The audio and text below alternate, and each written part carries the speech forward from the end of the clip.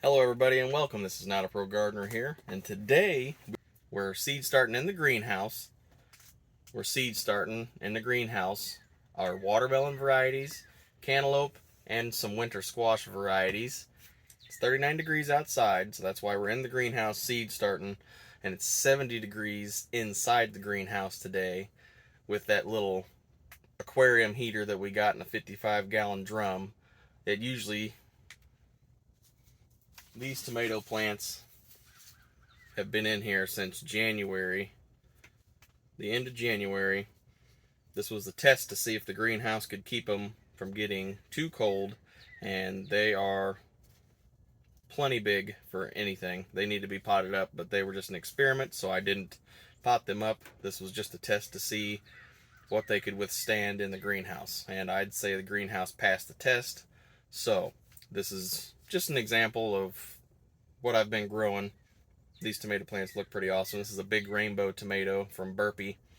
It's even got a little flower budding on it, which is pretty cool. But we'll see if I keep these. I need to pot a few of them up just to have them in here. And so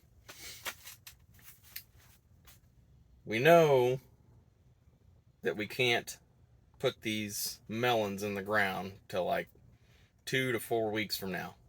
But these transplants are going to take about 4 to 5 weeks to come off in these bigger cell trays. These are a lot bigger than my 162 cell trays. Pretty nice cell tray here. Nice and heavy duty. Got a nice bottom watering tray there.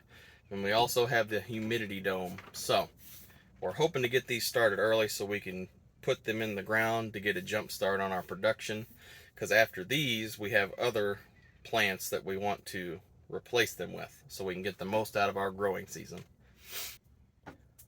The reason we like to transplant our melons, not necessarily our winter squash, sometimes we usually direct seed most of our squash, but the watermelons, most of the time if you want to transplant them, it's because you want a specific variety or you're concerned because of the price of the seeds and you want to make sure that you don't have any issues. You want to make sure that you know that seed sprouted in a controlled environment, and then you can baby it, put it in the ground, and you have a better chance of a survival rate of however many seeds you have. That's only the case if you don't buy certain kinds of seeds. I've bought specific varieties that I've been looking forward to growing. I'm going to do this simple tray here, and let's get to it.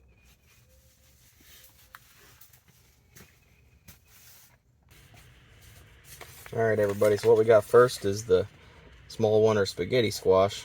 This is last year's seed, so we're going to probably plant the rest of these in here.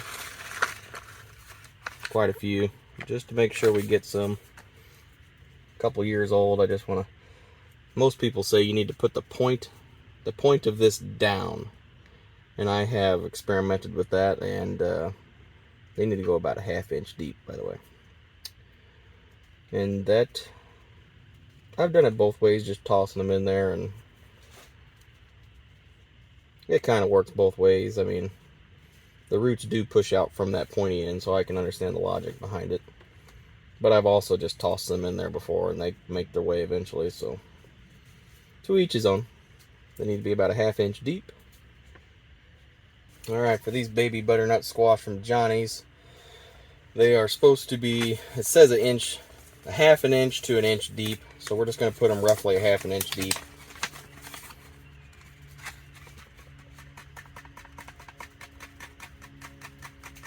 Just going to do one of these per cell. I'll poke them in there when I get them all out. Alright, next we got the Hale's Best PMR cantaloupe, which has powdery mildew resistance. It says about a ½ inch depth, so we're going to go ahead and sprinkle some of these out on this center tray, which is an individual. So if these happen to get too big, I can pull this one out of here, give them a little more breathing room. So I'm going to go ahead and get these sprinkled out here, and then I will poke them down about a ½ inch depth. Alright, now, Moon and Stars watermelon. I've really been looking forward to this one. It's about a ½ inch deep. Now, I was really interested in this one, and I heard from a buddy of mine that this pumpkin variety, this watermelon variety, was lost at some point, and I really wanted to know the history behind it. So, like everybody, I googled it, and it brings up a little bitty section of text that tells you that this variety was released in 1926 by Peter Henderson Seed Co. in New York. It was lost within a few decades until it was re-released in 1981 by Merle Van Doren of Macon, Missouri.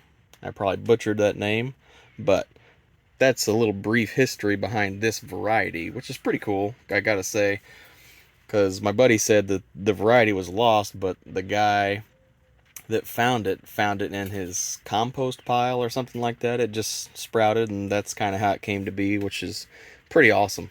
So I'm very happy to be trying this, and hopefully we can get some really good fruits off of this, and maybe even save a few seeds. We'll see.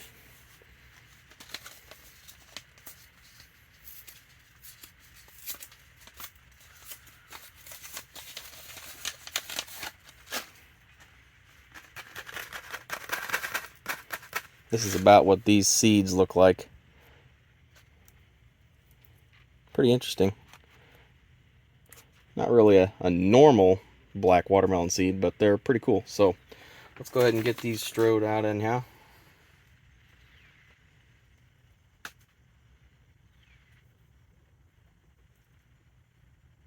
About a ½ inch deep, so I'm just going to poke them down in there.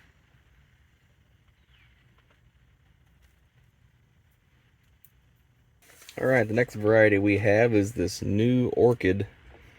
It's supposed to be a orange meated watermelon, I'm pretty sure.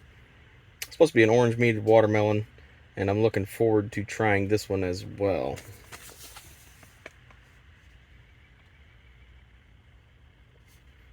It states the depth ½ inch to 1 inch deep per cell. So I'm hoping the germination rate's pretty high on these. I'm sure they are.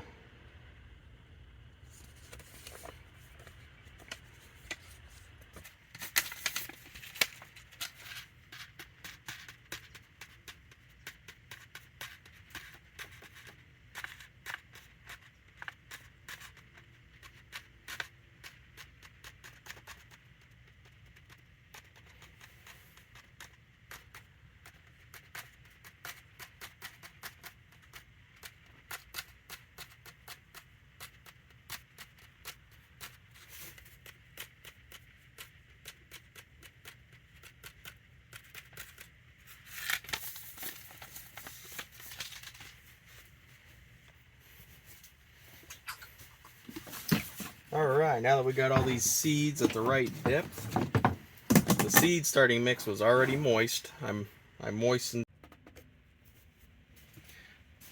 Okay, everybody.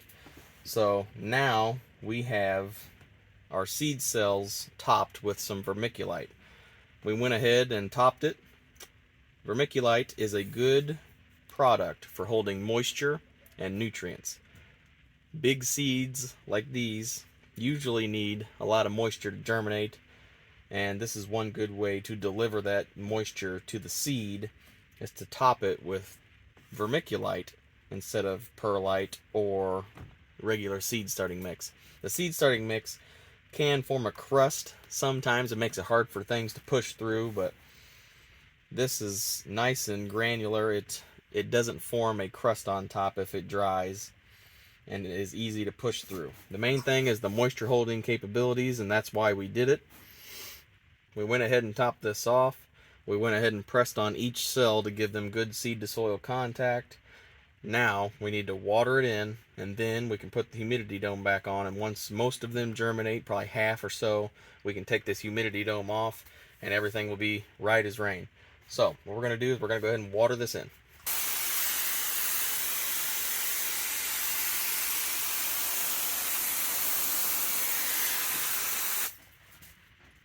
All right, everybody, now that we got that taken care of, we're going to... All right, everybody, this is kind of a greenhouse video, but that's how I seed start my watermelons, cantaloupe, and some winter squash. Some squash I just direct seed in the ground, don't even bother with it.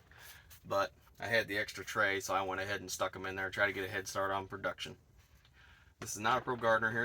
Don't forget to like, share, subscribe, and ring that bell to get notified every time I come out with a new video. Thanks. Hope to see you again. Have a great day.